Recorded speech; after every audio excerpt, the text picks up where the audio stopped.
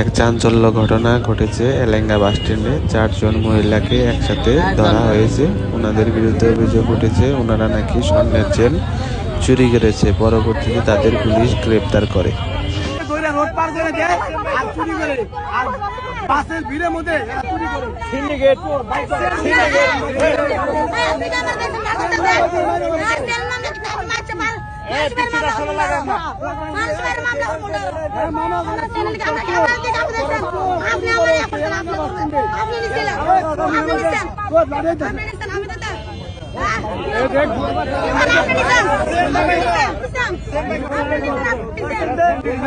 এক মহিলা চামুরিয়া নিবাসী বাড়ি তার আসছে, 4 জন মহিলা তারে ঘেরান্দা ধইরা আপনার গলায় একটা চেন ছিল, চেন নিয়ে যখনই দৌড় দিছে সবাই মিলা তারে ধইরা ফেলছে।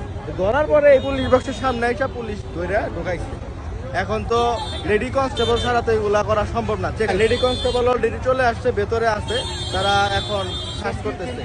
যদি মানে তারা নিয়ে থাকে, আশা করা যায় তারা নিয়েছে, তা না হলে তো ভেতরে দেখলাম তারা যে নেকা কান্নাগুলা করতেছে, এগুলা সত্যি সত্যি দেখা যাক কি হয়।